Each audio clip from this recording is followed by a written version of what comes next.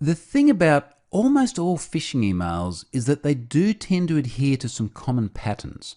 Patterns that the adept recipient should be able to identify before falling victim to it. I want to start to run through some of these patterns, and I'm going to use real-world phishing emails that I found in my email account. Let's start with this one. Branding inconsistency. We usually have a pretty good sense of what an organisation's brand looks like. So in this case, the Canadian Imperial Bank of Commerce. If you're a customer of CIBC, you'd be aware of their logo, the colours they tend to use, the layouts they tend to use. If you were to see an email like this and ask yourself, is this consistent with the communication that I normally receive from CIBC, you'd have to conclude it wasn't.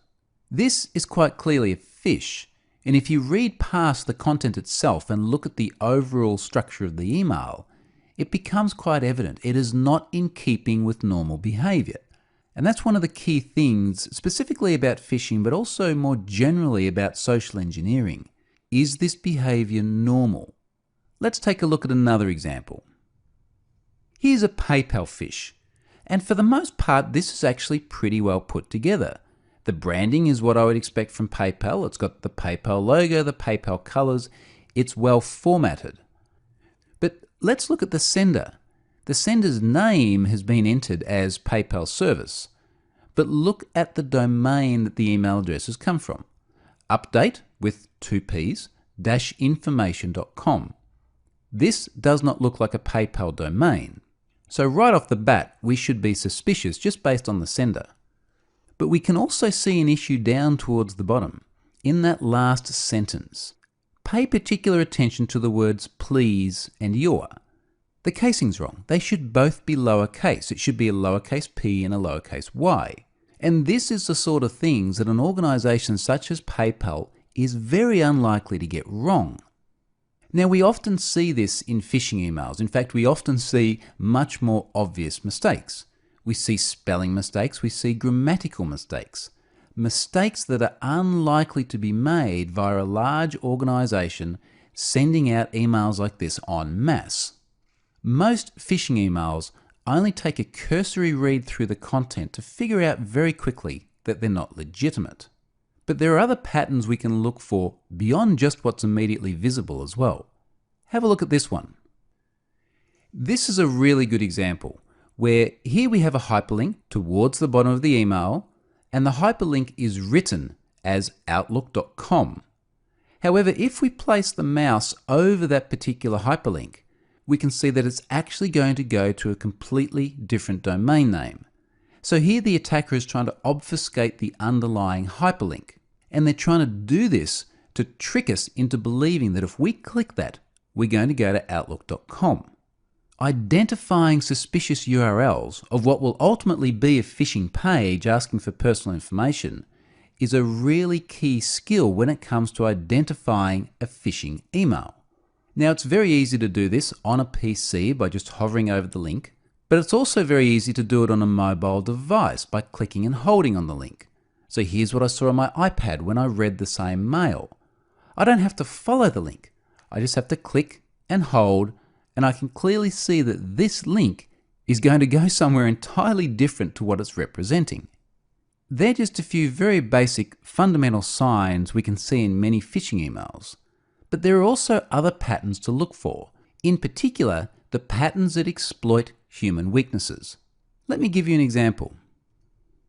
Early on in the course, I spoke about various human behaviours that we would normally consider to be a virtue, actually being a weakness when it comes to social engineering.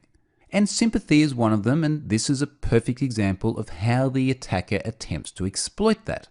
So here, the email is represented as coming from someone who's suffering from ovarian cancer.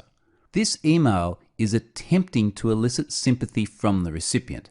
It's one of the very first things that's said, but it then goes on and starts to exploit another human weakness.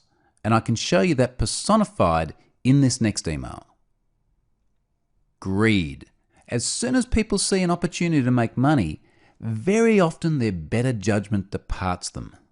In this case, the scammer is talking about $18 million, and all they need is a little bit of help from the recipient, and that person will retain 10% of the capital.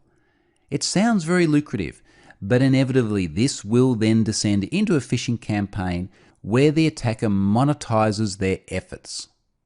As I mentioned earlier on in the course, when you receive emails like this, have a think about what is the weakness in you that the attacker is trying to exploit. Let's look at one more. Fear is another really common one. We spoke about that earlier on in the course as well. In this case, the social engineer is trying to convince the victim that there's a security problem with their Royal Bank of Canada account.